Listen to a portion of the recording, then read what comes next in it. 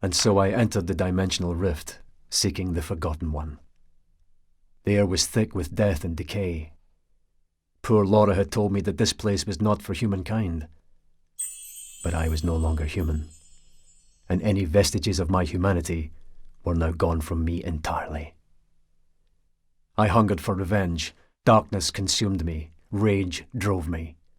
All those people who had died or suffered at my hand were but a distant memory now. I wanted blood. The demon would feel my wrath this night, would feel the bitter taste of defeat at my hand, and I would crush his soul to dust beneath my feet. The terrible path of my destiny was now laid before me, and with absolute clarity of mind, I walked that path paved with the corpses of my enemies and friends alike, with relish.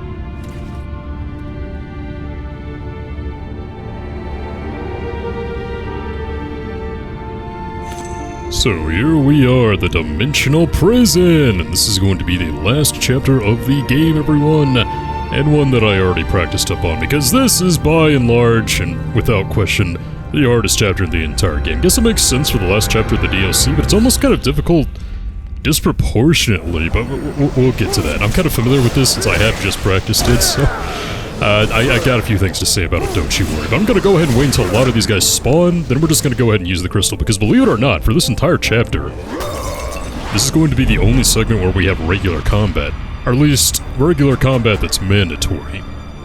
And I wanted to practice this up because the reason I was so soured on the DLC from a gameplay perspective was this last chapter and how frustrating it can be. And not just because the final boss is kind of disproportionately difficult to what you would think if you're just playing through the game regularly, and I'll have more to say about that when we actually get to the battle, but also the events leading up to it, not including this one right here, but okay, looks like more of these guys are going to spawn, but that's not such a big issue. I'm not going to be using any magic until we get to like the final boss of this episode, actually, going to be like of this game, of this chapter, so of course you guys are still going to hang around, huh? Well, I got the regular specters out of the way, the regular ones that would take more hits to kill, so if there's only a few of these guys, it should not be a huge issue. Okay, and I think that's the, like I said, the only regular combat we have in this chapter, so let's go! And I have to say, so that ending cutscene of the last DLC chapter, the first one rather, was pretty freaking intense, right? Gabriel drinks all of the blood of Laura, she dies, grants her release, and then becomes a vampire, but why don't we have vampire powers? Like, so that's how Gabriel became an actual vampire, but we don't really see the results of that in gameplay, which I think is kind of a missed opportunity. I think I'll get more into that when we actually finish this up, and you can see, like, Gabriel's recoiling from all the vampire blood, right?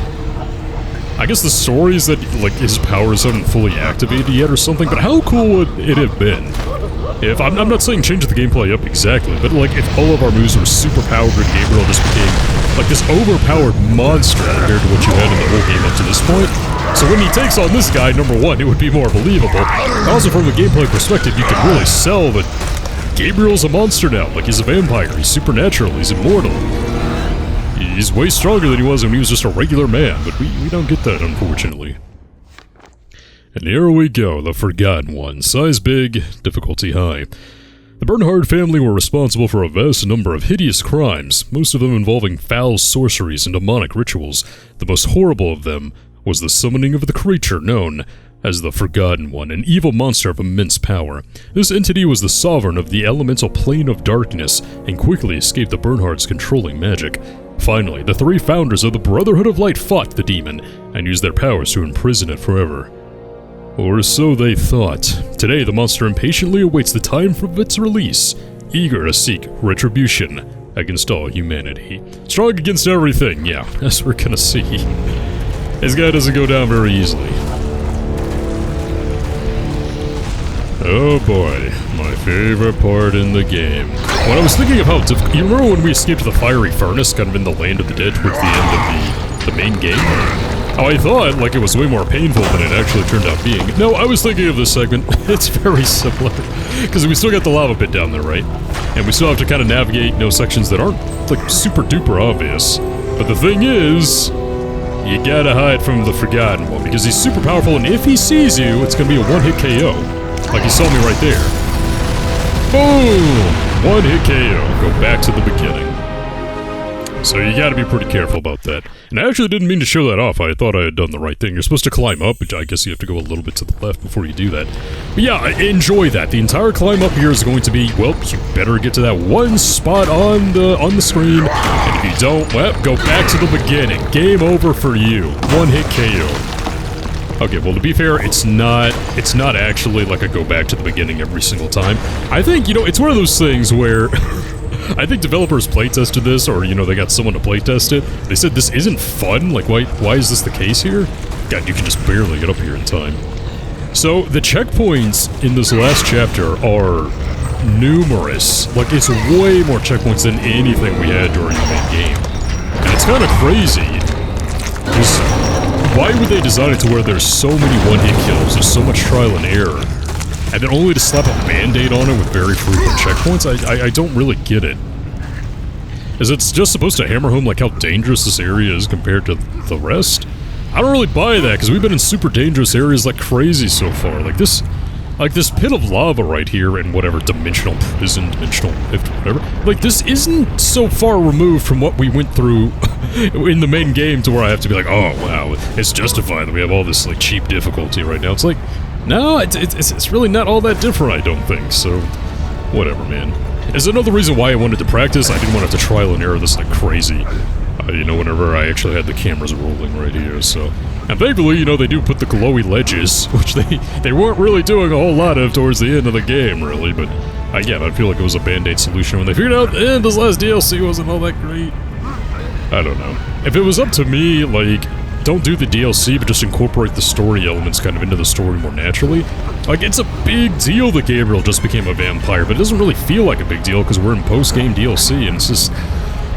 I don't know, man.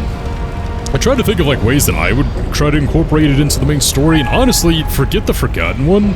Like, he's so much more powerful and difficult than Satan, which I don't really buy, but just go ahead and get rid of the Forgotten One and just have, like, Satan be this ultimate evil that Gabriel has to take the plunge in order to beat or something like that, I don't know. Oh, and you have to dodge in order to do this. The game doesn't tell you that, so you actually die, but if you just try to go normally, without using the dashing boots or whatever, like, you're gonna die, you're not gonna make it. In fact, I still might not make it because it's kind of finicky to activate this thing, and it doesn't really last for very long, but... Okay, there we go. Unless I miss it, come on, grab it. Oh my god, just grab it, dude, seriously. Okay, it looks like the lava actually stops until we get up here, so... And look who it is! Not impacted by lava, I see. And so we have to hide right here. Gotta say, I kind of expected more from a legendary demon. He doesn't look very demonic, it's just kind of like a huge suit of armor. I kind of expected more, I don't know, red? No horns? Something like that? And this is a bizarre segment right here, too, so now we have to dodge, like, the falling chains as they come down by going left and right. There hasn't really been anything in the game like this up to this point, so, like, why now? Just like how I don't think... Yeah, like, stealth wasn't really a thing up to this point in the game, like, avoid enemy gaze or whatever, so... I don't know, it kind of feels like a lot of throwing things at the wall to see what sticks. At the last hour, might I add, this is post-game, again, tail end of the game. But very important story beats, and I don't know. And this is in conjunction with how, you can't just go from Lords of Shadow 1 to Lords of Shadow 2, you have to play the integral game. Being Mirror of Fate in order to, like, kind of get the whole story, so there's a whole lot of weird things going on here. So I don't know how the Forgotten is not seeing us right now, to be honest. Like, seems like we're pretty obviously, like, within his peripheral vision right here. But if he sees you, yeah, he's just gonna freaking vaporize you again, so we gotta move. Now for this, I don't believe we can climb up until he gets over here. Yeah, he's gonna get over here. He's gonna start making away, which makes these ledges appear. So now we can get up. And how again he's not seeing us, I don't know, but he'll see us unless we get all the way over here right quick. And how are you supposed to, like, you know, I'm able to do that because I practiced it up and I didn't want this recording to be completely tedious, but I don't really see how you're supposed to know. Well, you're supposed to die and then do it again, I guess, but it's not very good, especially when there's like a lengthy load screen. Well, it's not lengthy, there's definitely worse in gaming and other games, but it's not one of those things where it's more conductive to like, okay, you die, but then you just start right back where you were. Trial and error is part of the game, but it's more just kind of practicing it in repetition. It kind of feels like that's what the design is going for, but the base of the game and how the game kind of runs and how it plays isn't really conducive to that. So it's a weird choice to base the last DLC chapter around that style. But I digress. Here we go. I've been looking forward to this.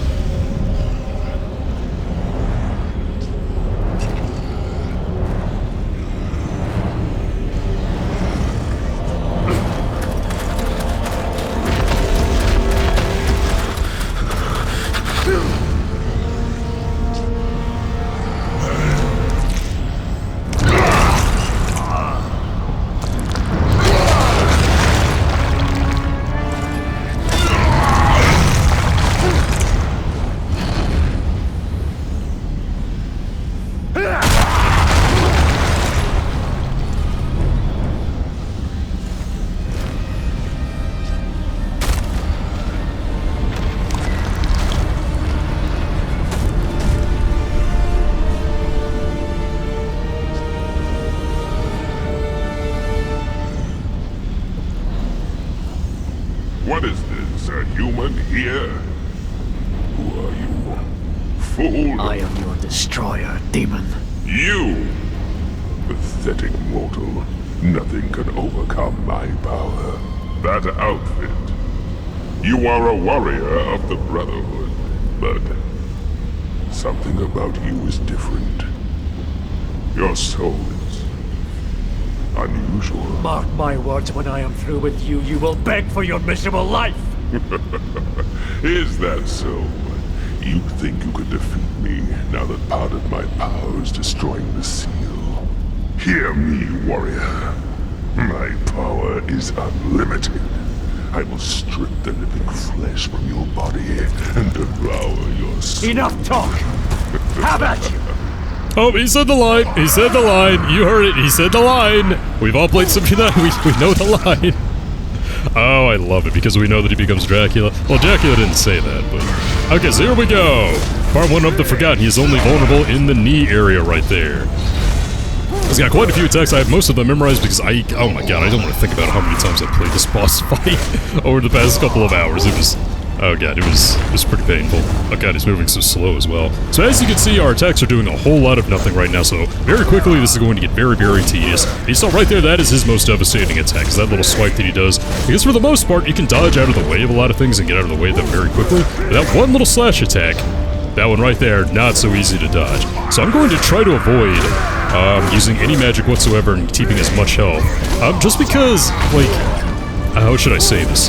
So in this last chapter, there's absolutely no way to charge up our magic whatsoever. Well, there's no arcs, okay? There's no health arcs and there's no magic arcs either. Okay, so there we go. Knee taken out. I'll go over the attacks, I guess, more in depth later when it becomes more pertinent and kind of more difficult to... Oh yeah, we're supposed to guard that. It's not giving me the tutorial because I've already beaten this. Boom. Oh, whoops. Come on. Boom. There we go. Because usually it would say, oh, you have to perfect guard that, because... And that's something else that's kind of counterintuitive, because none of the Forgotten One's attacks are actually guardable. Except that one right there in that specific segment where you're going to the next stage of this first fight. Which is another reason why I'm not a big fan of the difficulty of the Forgotten One, at least on normal mode and higher. Because a lot of strategies that you may have relied on in the game up to this point just don't work anymore, and it's a little late in the game to be introducing, like, unblockable enemies and things like that. It's not so bad here, because you can like dodge the attacks fairly easily, but if you played through the game and it was a block-heavy strategy that you were employing, well, better get over it, because you're not going to have it much here anymore. Okay, so now the only spot he's vulnerable in is going to be in the midsection right there. And so from here on out, I think the guillotine move is going to be the best one to use. But yeah, just go ahead and taunt me some more with that. That one right there where you just hold the square button in midair. Ah, come on. Shouldn't be taking those hits. And another reason why he's so difficult is because the spots where he's vulnerable will slowly get higher and higher. And I am kind of nervous about being able to beat this guy while trying to do commentary. Come on. Now, full disclosure, I actually am playing this on easy after already beating it on normal for my practice runs. Because, you know, I did fight him on normal, and I did not have a good time. I did manage to beat him after many hours of practice, but then I thought, you know, I'm not quite sure I can do that while doing this live, and being able to do it in a timely manner without it taking hours and hours upon hours more, and just kind of running out of things to say commentary-wise and having an editing nightmare on my hands. So we are going to be playing this last chapter on easy. And you know what? I don't really feel bad about that, because again, it's not so bad right here, but we'll see in the next chapter, the last one, that I feel like, especially with the environment that I'm recording this in right now, having already done a whole lot of this, I don't feel too bad about it, but every time you go to a new stage, you have to do something to make him vulnerable again. And I forget what this one is going to be. Yeah, we just get out of the way here. That's going to happen, but then we just grab, yeah. And what I'm talking about is that every time you go into, like, so you have to do, like, a weird quick time event to make him vulnerable again and go to the next stage of the fight, right? But every time you do that, it's a save point. So if you die, you just start over that phase again. And again, why would you design a boss like that? I don't really understand it. It's not like Kingdom Hearts where you have, like, various super huge forms where the strategy changes radically depending on where you are. It's essentially the same strategy every single time, except his attacks get faster and his defense gets higher, so... Again, it's such a weird band-aid to slap on when the design seems fundamentally flawed in the first place. Why do that when you could have just designed one big boss fight like the other? And you know, even the Lords of Shadow, like, they had various forms, they're demonic forms, when you got the first health bar out of the way. And the strategy changed up dramatically, so...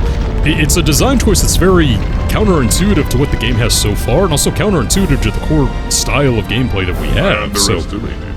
Altogether, it's really weird. However, you must know that you will not prevail here. I grow tired of your idle boasts.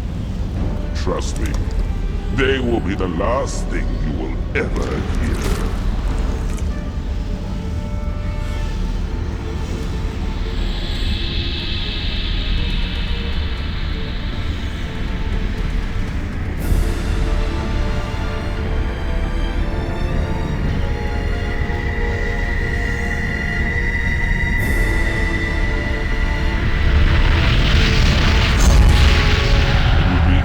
To end yourself now, warrior, by your own hand.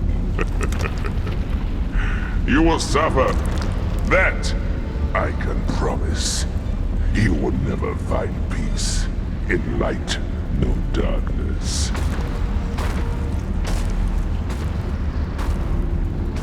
And you gotta wonder, why didn't he just finish off Gabriel right there, when he's at full power, you know? I don't know, this is just kind of difficult to think about, you know? I guess maybe he's cocky, he doesn't think he has to, maybe he just respects Gabriel. I don't know, maybe something like that. But here we go, you know, we just took out the dimensional prison right there. And now just the underworld. I guess I cut it off before it saved the first time. But here we go, just the underworld. Time to end this thing off, everyone.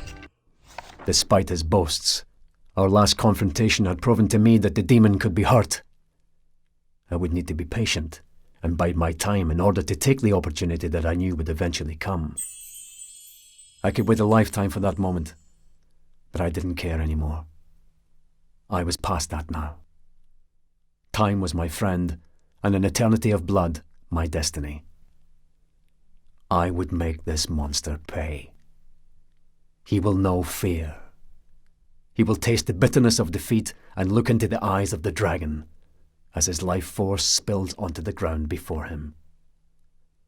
Look upon me, demon, for I am darker and more terrible than thee. I am that dragon, and you are my prey.